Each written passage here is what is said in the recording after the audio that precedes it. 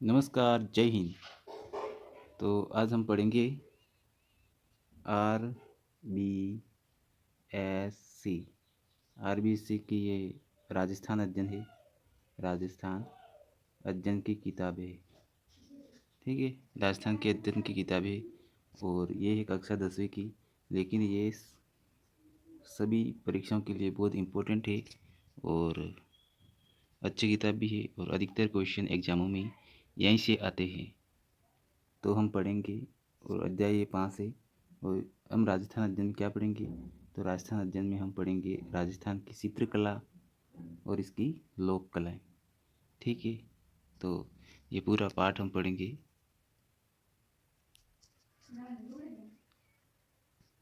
तो हम स्टार्ट करते हैं।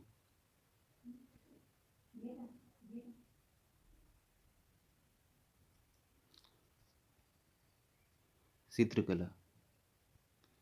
राजस्थान की चित्रकला का क्षेत्र अत्यंत समृद्ध है। यहाँ चित्रकला की न केवल विविध शैलियाँ प्रचलित थी, वरन ये चित्र कागजों, कपड़ों, हवेलियों, मंदिरों व महलों की दीवारों पर अर्थात भिन्न भिन्न कैनवास पर सजे हुए मिलते हैं। यानी जो चित्र है यहाँ पर वो कपड़ों पर, हवेलियों पर, महलों की जो दीवारें उन पर मिलते थे मिलते हैं। ठीक है। राजस्थान में आलनिया, दर्रा कोटा, बेराट, जयपुर, दर, भरतपुर नामक स्थानों से शैलाश्रयों, गुफाओं में आदि मानव द्वारा बनाए गए रेखांकन प्रदेश की प्रारंभिक चित्रण परंपरा को दर्शाते हैं। यानी ये जो स्थान है आलनिया दर्रा, ये कोटा में है यहाँ पर, और बेराट में, और ये दर है यहाँ पर। आदि मानवों द्वारा प्राचीन जो छेल थे, यानी आदि मानव क्या करते थे, जिस तरह से ये है हमारा एक गुफा है और गुफा के अंदर जो सेल थे यानी पत्थर थे, उन पत्थरों पर चित्र ये बना देते थे। तो जैसे मध्य प्रदेश में भीमबेटका, वहाँ पर सबसे प्राचीन आदिम मानवों द्वारा जो चित्र बनाए हुए हैं वो मिलते हैं भीमबेटका में। तो इसी तरह से हमारे राजस्थान में कोटा, जयपुर और ये दर है भरतपुर यहाँ पर मिलते हैं। ठीक है, तो आगे बढ़ते हैं। दर्शाते V.S. वाकणकर ने राजस्थान में 1953 में कोटा में संबल घाटी और दर्रा, झालावाड़ के निकट काली सिंध घाटी और अरावली में माउंट आबू तथा ईडर में सितरी शैलाश्रियों की खोज की। यानी आपके V.S. जो वाणरकर थे, ये उन्होंने 1953 में ये कोटा, ये संबल घाटी, कोटा में जो नदी मेन है वो चंबल नदी है, और कोटा में झालावाड़ में यहाँ पर धर्रा अभ्यारण्य भी है। तो यहाँ पर, और जो यहाँ पर काली सिंध नदी है, यहाँ पर घाटी में, और जो माउंट आबू है, अरावली अरावली जो पर्वतमाला है उसमें माउंट आबू है, यहाँ पर भी चित्र खोजे हैं। वो किसने खोजे हैं? वाकणकर ने खोजे। ठीक है। राजस्थान में सर्वाधिक प्राचीन उपलब्ध चित्रित ग्रंथ 1060 में रचित योग नियुक्ति वृत्ति एवं 10 वैकल्पिक सूत्र चूर्णी जैसलमेर भंडार में मिले हैं। तो ये है राजस्थान। क्वेश्चन आ सकता है कि राजस्थान के सबसे प्राचीन यानी सर्वाधिक प्राचीन चित्र कब मिले थे और कहाँ से मिले? तो ये 1060 में। और कौन से चित्र मिले थे? तो योग नियुक्ति वृत्ति और 10 वैकल्पिका सूत्र चूर्णी। और कहाँ से मिले थे? तो ये जैसलमेर जो चित्रों का जो भंडार था वहाँ से मिले थे। ठीक है। विशुद्ध राजस्थानी चित्रकला का जन्म हम 1500 के आसपास मान सकते हैं। और ये चित्रकला का जन्म कब हम शुद्ध यानी विशुद्ध यानी शुद्ध से भी और ज़्यादा शुद्ध, तो ये चित्रकला का जन्म हम कब से मानते हैं? तो ये 1500 ईस्वी तक मानते हैं। और ये मेन जो है आरबीसी की मुताबिक मान्यता प्राप्त डेट है। और कई यहाँ पर जो गाइडों है उन गाइडों में 1600 1700 भी दे रखा है, तो आपको 1500 याद रखना है। राजस्थानी चित्रकला की जन्मभूमि मेदपाट मेवाड़ है। यानी आपको पूछ ले कि राजस्थान की चित्रकला की जन्मभूमि कौन सी है, यानी इसकी शुरुआत कहाँ से हुई थी? तो वो मेवाड़ से हुई थी, और मेवाड़ का प्राचीन नाम क्या था? मेदपाट भी था। ठीक है। जो अजंता चित्रशैली से पूर्णतया प्रभावित थी, यानी आपको पूछ ले कि मेवाड़ की जो चित्रशैली है वो किस चित्रशैली से प्रभावित थी, तो आपको आंसर लगाना है अजंता। और अजंता जो महाराष्ट्र की चित्रशैली थी उससे ये प्रभावित, अपने मेवाड़ की जो चित्रशैली थी वो प्रभावित थी। राजस्थानी चित्रकला पर प्रारंभिक में जैन शैली, गुजरात शैली और अपभ्रंश शैली का प्रभाव था। यानी यूँ पूछ लो, ये क्वेश्चन ये से भी आ सकता है कि राजस्थानी चित्रशैली का प्रभाव किन किन पर पड़ा है। तो एक तो है जैन शैली पर पड़ा है, एक है गुजरात शैली का पड़ा है, एक है अपभ्रंश शैली का पड़ा है। तो ये तीनों आंसर आ जाएंगे। ठीक है।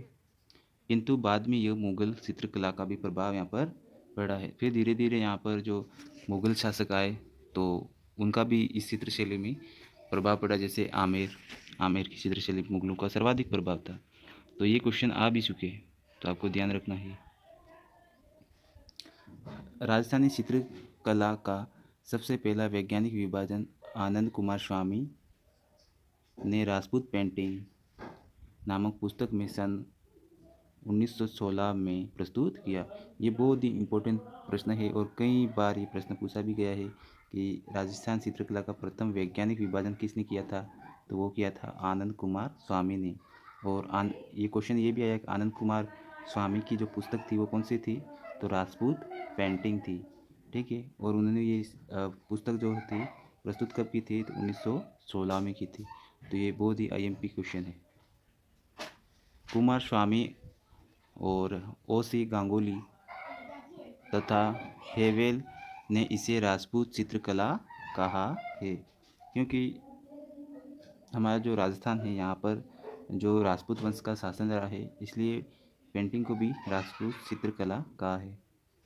W.S. ब्राउन ने भी अपने ग्रंथ इंडियन पेंटिंग में इस प्रदेश की चित्रकला को राजपूत कला कहा है, नाम दिया है। राय कृष्णदास ने इस इन मतों का खंडन कर इसे राजस्थानी चित्रकला नाम दिया है। यानी जो राय कृष्णदास थे उन्होंने राजस्थानी चित्रकला का नाम दिया है। ठीक है। और राजस्थान की चित्रकला की विभिन्न शैलियों पर अनेकों विद्वानों ने पुस्तकें प्रकाशित कर इसके प्रारूप को प्रस्तुत करने में सहयोग दिया है, जिसमें मेवाड़ पर सर्वश्री डॉक्टर मोतीचंद, श्रीधर अंगारे और डॉक्टर आर के वशिष्ठ एवं किशनगढ़ पर श्री एरिक डिक्सन और डॉक्टर फयाज अली, और बूंदी कोटा पर सर्वश्री प्रमोद चंद्र और W.G. आर्चर एवं महाराजा ब्रजेंद्र सिंह और कोटा का नाम दिया है। तो इन्होंने जो इस चित्र कला थी जो उनको श्रेय देना और उनको लोगों को बताना में बहुत ही महत्वपूर्ण भूमिका निभाई है। और राजस्थान की चित्र जो कला थी उसकी विशेषता क्या थी, ये भी बहुत इंपॉर्टेंट क्वेश्चन है। और यहाँ पर भी विशेषताएं पूछी जाती है क्या क्या था, तो सभी चित्र शैलियाँ जो थी उनमें सभी अलग अलग विशेषताएं हुआ करती थी। लोक जीवन से जुड़ा हुआ करता था, भावपूर्णता हुआ करती थी, विषय वस्तु विविधता होती थी, विभिन्न रंगों का संजय होता था, प्राकृतिक परिवेश होता था, देश काल की अनुरूपता आदि विशेषताओं के आधार पर राजस्थानी चित्रकला की विशिष्ट पहचान है। फिर है दूसरी एक विशेषता थी धार्मिक और सांस्कृतिक स्थलों की चित्रकला में लोक जीवन की भावनाओं की बहुलता हुआ थी कि लोग किस तरह से यहाँ पर रहते थे, उनकी जो भावनाएं थी वो भी चित्र में बनाया गया था, चित्र भी बनाई गई थी। ठीक है। भक्ति और श्रृंगार का सजीव चित्रण तथा चटकीले चमकदार रंगों का संजोग किया गया था। यानी चमकदार और चटकीले जो रंग थे उनको दिया गया था, उनको उनसे चित्र बनाए गए थे। ठीक है। और है राजस्थान की चित्रकला यहाँ के महलों, यानी जो राजस्थान के महल है, राजस्थान के जो किले हैं, मंदिर है, हवेलियाँ हैं, में अधिक दिखाई देता है। यानी राजस्थान की जो चित्रकला है महलों में, किलों में, हवेलियों में अधिकतर बनाए गए थे। ठीक है। चौथा है राजस्थानी चित्रकारों ने विभिन्न ऋतुओं का सांगारिक चित्रण कर उनके मानव जीवन पर पड़ने वाले प्रभावों का अंकन किया है। और जो चित्रकार थे राजस्थान के उन्होंने ऋतुओं का भी श्रृंगार किया, जैसे वर्षा ऋतु है, ग्रीष्म ऋतु में किस तरह से गर्मी पड़ती थी और लोग किस तरह से रहते थे उनको बताया। वर्षा ऋतु में किस तरह से यहाँ पर लोग रहते थे, शीत ऋतु में किस तरह से रहते थे। तो ये पूरा वर्णन उन्होंने एक चित्रों के इन चित्रों बना के चित्र के माध्यम से बताने का प्रयास किया है।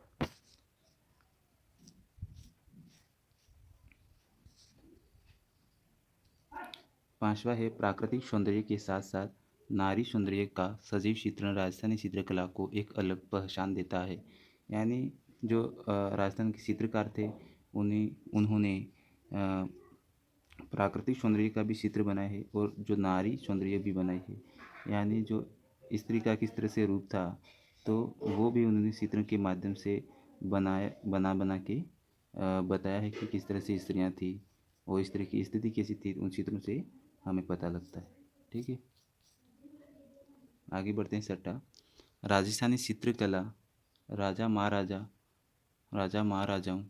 राजपुत्रों व सामंतों के संरक्षण में फली फूली है। यानी इन्होंने इनका संरक्षण दिया है, राजा महाराजाओं ने, राजपुत्रों ने आदि। ठीक है, अपनी राजस्थान चित्रकला की शैलियों का वर्गीकरण किस तरह से किया है उसको हम बांटेंगे।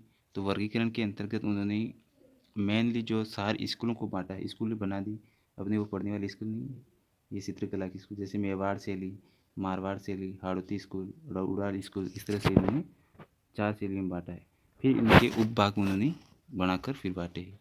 तो स्टार्ट करते हैं। राजस्थानी चित्रकला की शैलियों को भौगोलिक व सांस्कृतिक आधार पर 4 वर्गों में विभाजित किया गया है एवं अनेक उपवर्गों में भी बांटा गया है। तो मेवाड़ शैली फर्स्ट में उन्होंने बांटा था मेवाड़ शैली में। तो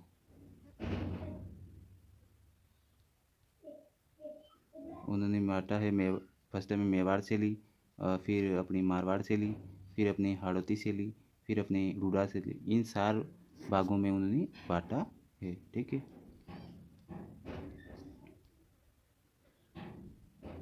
तो मेवाड़ शैली की जो उप शैलियाँ कौन कौन सी है, तो इसमें सावंत शैली आ जाएगी, सावंत शैली, फिर आ जाएगी अपनी उदयपुर शैली, नाथद्वारा शैली, फिर देवगढ़ शैली और सावर उप शैली, शाहपुरा उप शैली, बंदेड़ा और बागोर, बेंगू, कलेवा, ठिकानों की कला। तो ये है इसकी उप शैली और मेन जो है वो मेवाड़ शैली है। ठीक है, फिर मारवाड़ शैली की भी उप शैलियाँ उन्होंने बांटा है। तो वो कौन कौन सी है, मारवाड़ के अंतर्गत जिले आते हैं उनके नाम से है।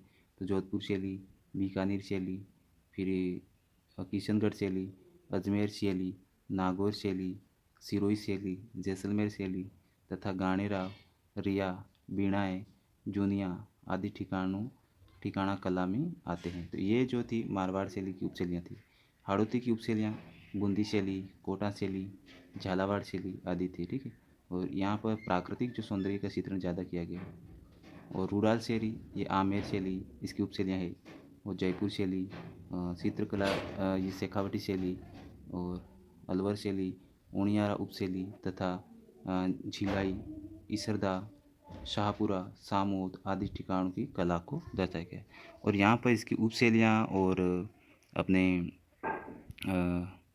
उपशैलियाँ भी दे रखी है और इसके शैलियाँ जो 4 स्कूल में बांट दी गई थी वो भी दे रखी है। तो आप यहाँ पे जैसे मारवाड़ शैली को हम टीचिंग करते हैं, तो इस तरह से ये जो क्षेत्र आता है वो अपना मारवाड़ आता है।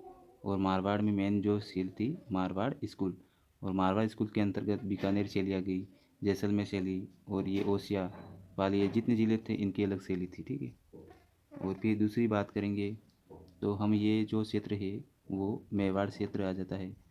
ठीक है, और ये मेवाड़ क्षेत्र, तो ये मेवाड़ में जैसे चित्तौड़ है, उदयपुर है, बांसवाड़ा, प्रतापगढ़, वैसे बांसवाड़ा और डूंगरपुर को वागड़ क्षेत्र कहते हैं, लेकिन राजसमंद आदि यहाँ पर जो मेवाड़ क्षेत्र की चित्र शैलियाँ हैं। ठीक है, तो ये मेवाड़ में फिर आती है हमारे पास में मेवाड़ के बाद में हाड़ौती शैली।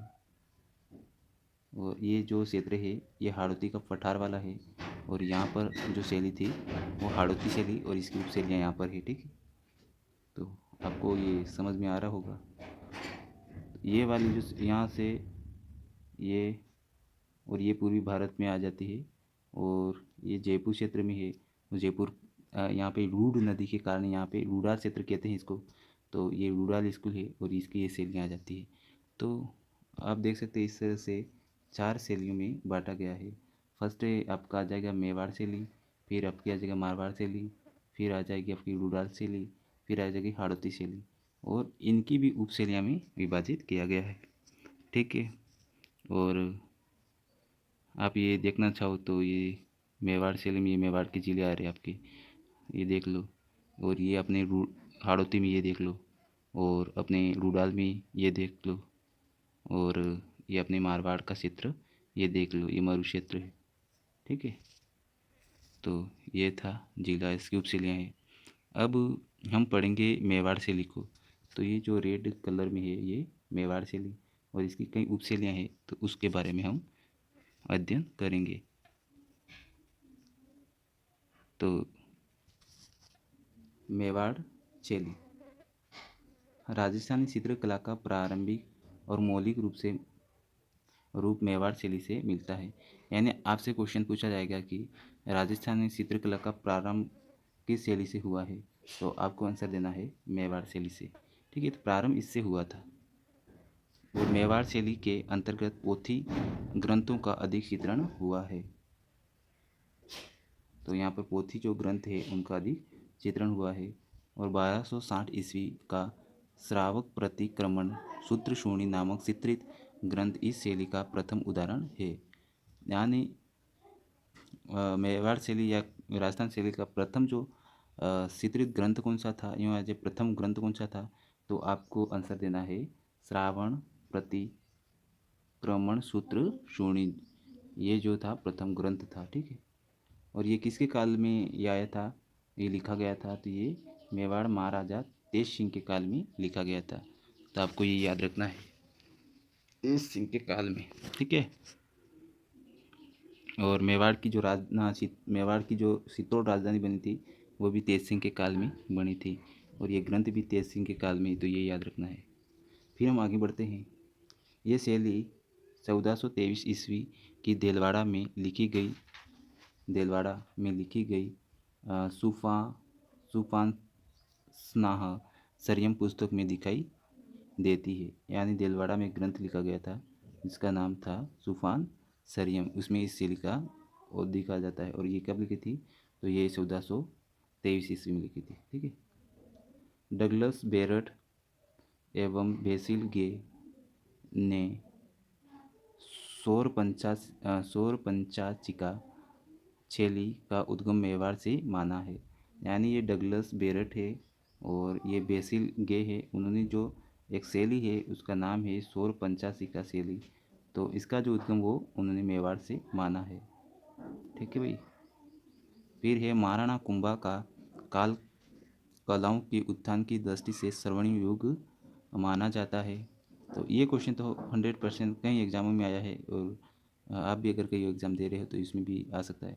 तो पूछ सकता है कि मेवाड़ में किसका काल कलाओं की दृष्टि से श्रवण युगिन माना जाता है, यानी श्रवण काल है वो महाराणा कुंभा का काल है। यानी चित्रकला में, स्थापत्य कला में, साहित्य कला में, सब में महाराणा कुंभा का बहुत ही अच्छा रोल है। उदय सिंह 1535 से 1572 ईस्वी के काल, यानी ये उदय सिंह जी के काल है। इस हिस्ट्री में भी आपको पूछ सकते हैं उदय सिंह का काल क्या है, और उनके काल में अकबर ने बहुत से आक्रमण भी किए हैं। तो उदय सिंह के काल में ही मेवाड़ का दूसरा शाखा भी हुआ था 1530 आसपास में। ठीक है। तो ये चीज़ आपको याद रखनी है। और 1572 में महाराणा प्रताप उदय सिंह के पुत्र, यानी महाराणा प्रताप को मैं MP से लिख लूँगा। M मतलब महाराणा और P का मतलब प्रताप। तो उनका जो राज्य अभिषेक हुआ था कब हुआ था, 1572 में हुआ था, और 1597 में उनकी मृत्यु हो गई।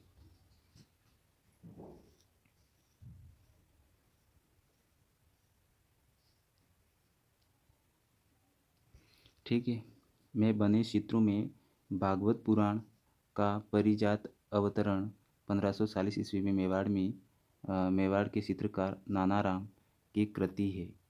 यानी जो भागवत पुराण है, हमारी पुराणी, आपको पता होगा कि जो पुराण लिखी गई थी 18 पुराण थी, उसमें से भागवत पुराण इसमें एक परिजात अवतरण आता है, वो 1540 ईस्वी में। और 1540 में आपको पता होगा मेवाड़ के एक महान राजा जिनका जन्म हुआ था महाराणा प्रताप को 9 मई 1540 को।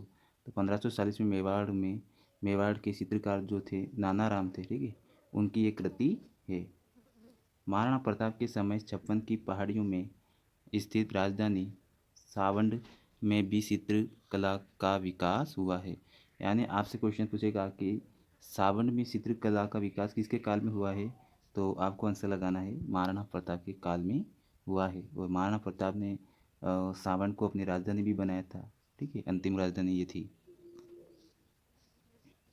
इस काल की प्रसिद्ध डोला मारू 1562 ईस्वी है, जो राष्ट्रीय संग्रहालय नई दिल्ली में सुरक्षित है। यानी एक चित्र है, एक कृति है, जिस डोला मारू है, और वो अभी कहाँ है, तो अभी ये दिल्ली संग्रहालय में सुरक्षित है। ठीक है भैया, तो ये थी मेवाड़ शैली। और मेवाड़ शैली में उप शैलियाँ भी है, ठीक है, अलग अलग। तो आशा करता हूँ कि आपको ये अच्छे से समझ में भी आ रहा होगा, और मैं साथ में क्वेश्चन भी कैसे बनते हैं वो मैं बताता जाऊँगा, ठीक है। तो हम मेवाड़ शैली की उप शैली उदयपुर शैली इसको पढ़ लेंगे, ठीक है। तो महाराणा अमर सिंह प्रथम, अमर सिंह प्रथम कौन थे? ये महाराणा प्रताप के पुत्र थे, जिन्होंने मुगलों से क्या कर ली थी, संधि कर ली थी, ठीक है। तो वो महाराणा प्रताप के पुत्र थे अमर सिंह प्रथम। के शासनकाल में सावंड चित्रशैली का अधिक विकास हुआ। यानी जो सावंड उपशैली थी उसका विकास अधिकतर शुरुआत किससे हुई थी, तो महाराणा प्रताप से हुई थी, लेकिन अधिकतर विकास किसके काल में हुआ, तो वो अमर सिंह के काल में हुआ, ठीक है।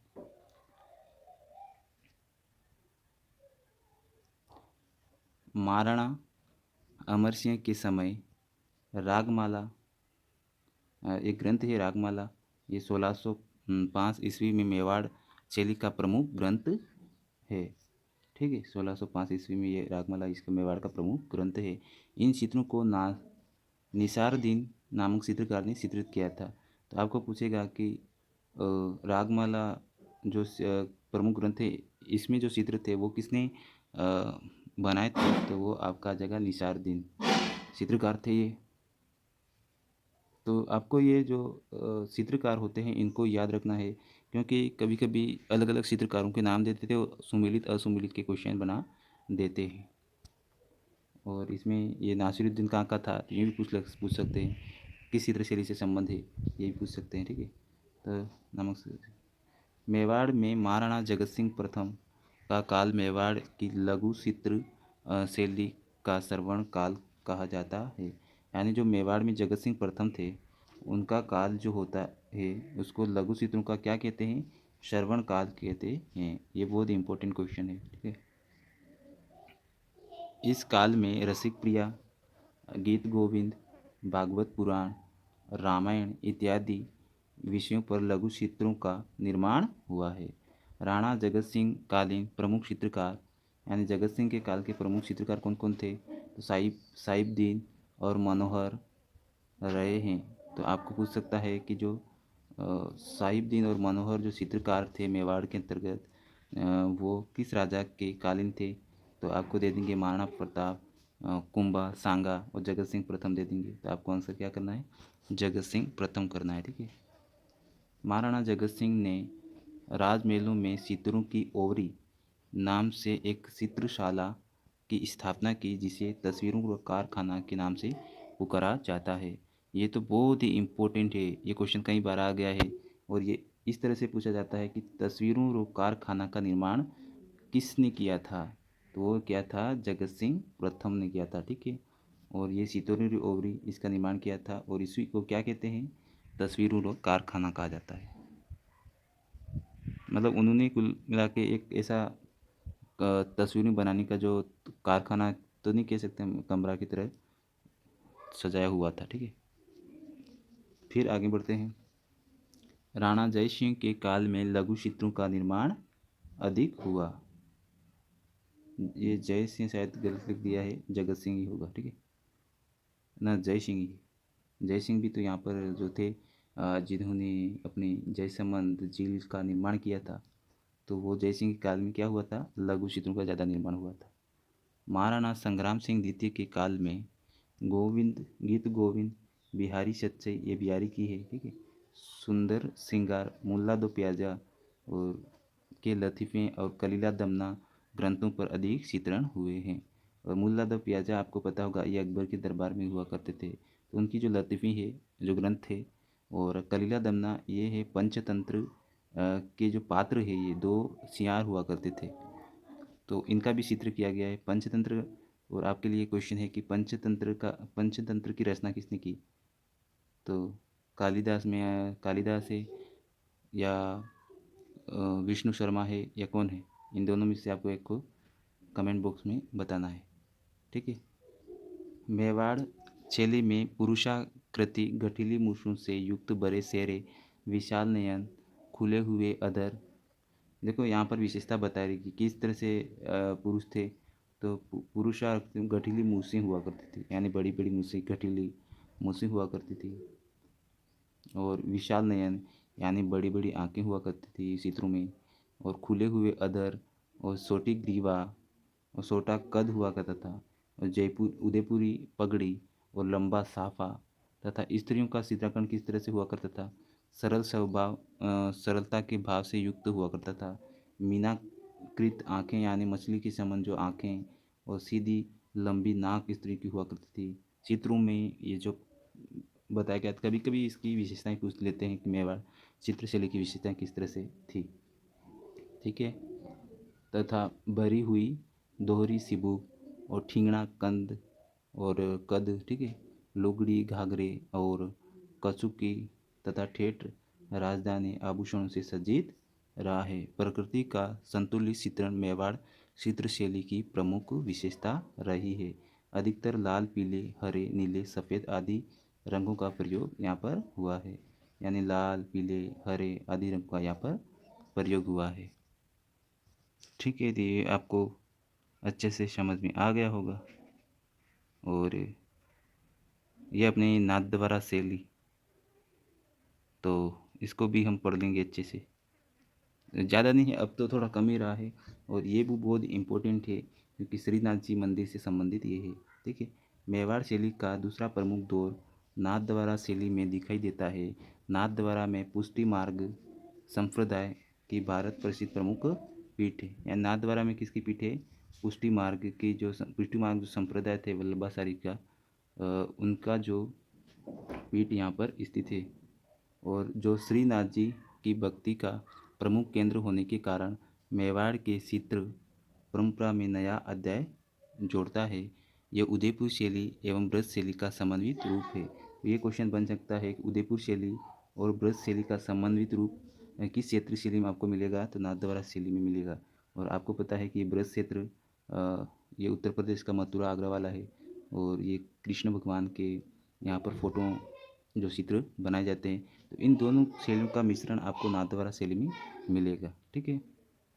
नाथद्वारा शैली की मौलिक देन श्रीनाथ जी के स्वरूप के पीछे सजाने के लिए बड़े आकार के कपड़े के पर्दे पर बनाए गए चित्र पेशवाइयों के नाम से जाने गए हैं। ये बहुत ही इम्पोर्टेंट है। और ये कई बार ये आरएस एग्जाम में भी इसकी पेशवाइयों की विशेषताओं से संबंधित नाथद्वारा शैली की जो विशेषताएं इससे संबंधित क्वेश्चन पूछा गया था आरएस मेंस में, ठीक है। तो ये क्या है, पेशवाइयाँ क्या है कि जैसे भगवान श्रीनाथ जी का जैसे ये मूर्ति है, ठीक है। और ये भगवान श्रीनाथ जी की मूर्ति है।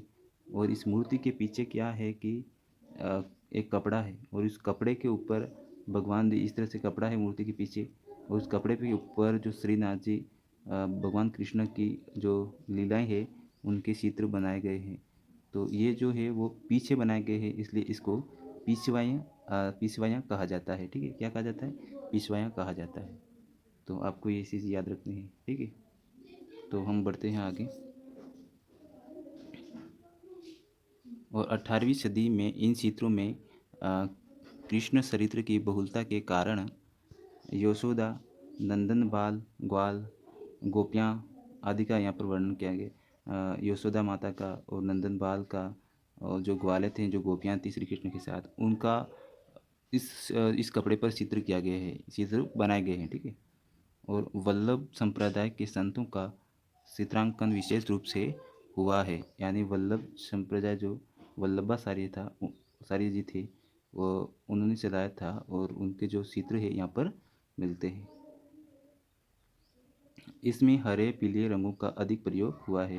तो आपको पूछ सकता है नाथद्वारा शैली में किन रंगों का अधिक प्रयोग हुआ है, तो हरे और पीले रंगों का, ठीक है, अधिक प्रयोग हुआ है। इनकी अन्य विशेषताओं में केंद्र में श्रीनाथ जी की आकृति, गायों का मनोरम दृश्य और आसमान में देवताओं का अंकन, पृष्ठभूमि में सघन वनस्पति, कदली वृक्षों की प्रधानता। ये भी क्वेश्चन पूछा गया था कि यहाँ पर कदली वृक्षों की प्रधानता किस चित्र शैली में है, तो आपको आंसर क्या लगाना है, नाथद्वारा शैली में। और कदली का मतलब क्या होता है, कदली का मतलब केला होता है, ठीक है। तो केले के वृक्षों की बोधि यहाँ पर चित्र बनाए गए हैं। नाथद्वारा शैली के चित्रकारों में, अब चित्रकारों के नाम आ रहे हैं। बाबा रामचंद्र के अतिरिक्त नारायण, चतुर्भुज, रामलिंग, संपालाल, घासीराम, तुलसीराम आदि का नाम आते हैं। ये चित्रकार यहाँ पे थे। तो आप इनको किस तरह से याद कर सकते हो कि आप इस तरह से याद कर सकते हो कि जो श्रीनाथ जी थे भगवान कृष्ण से संबंधित थे। तो इनके जो चित्रकार है वो भी सभी भगवानों के नाम पर ही है। जैसे यहाँ पर राम आपको दिख रहा है, रामचंद्र, यहाँ पे नारायण दिख रहा है, यहाँ पे चतुर्भुज दिख रहा है, ब्रह्मा जी को कहते हैं, यहाँ पे रामलिंग दिख रहा है, यहाँ पे संपालाल दिख रहा है, घासी राम दिख रहा है, तुलसी राम दिख रहा है। इस तरह से भगवान के नाम पर ही इनके नाम हैं। तो आप इस तरह से इसको याद रख सकोगे, ठीक है। और महिला चित्रकारों में कमला एवं इलायची का नाम मिलता है। बहुत ही इम्पोर्टेंट है कि नाथद्वारा शैली में 2 चित्रकार महिलाएं भी थी और इन महिलाओं के नाम, महिला चित्रकार थे, इनका नाम था कमला और इलायची, ठीक है, ये याद आप रखना। फिर हम आते हैं आगे। देवगढ़ शैली, ये भी मेवाड़ की उपशैली है, देवगढ़ शैली। ओके। तो महाराणा जयसिंह के राज्यकाल में रावत द्वारिकादास सुंडावत ने देवगढ़ ठिकाना 1680 में स्थापित किया था। यानी जो जय सिंह थे उनके काल का, जो महाराणा जय सिंह, ये अपने जयपुर वाले जय सिंह नहीं है, ठीक है, ये अपने मेवाड़ वाले जय सिंह हैं। तो उनके कार्यकाल में एक ठिकानेदार थे जिनका नाम था द्वारिकादास सुंडावत। तो उन्होंने जो देवगढ़ ठिकाना 1680 में स्थापित किया था। और ये मुक्कीस मुगल बादशाह का काल है, 1680 थे लगभग। तो ये औरंगजेब का काल था, ठीक है। और इसके पश्चात यहीं से देवगढ़ शैली का जन्म हुआ। यहाँ के सामंत 16वें उमराव कहलाते थे। तो अब ये भी क्वेश्चन पूछा गया है कि देवगढ़ के सामंत क्या कौन से उमराव कहलाते थे, तो 16वें उमराव कहलाते थे। देवगढ़ शैली मारवाड़, जयपुर एवं मेवाड़ शैली का समन्वित रूप है।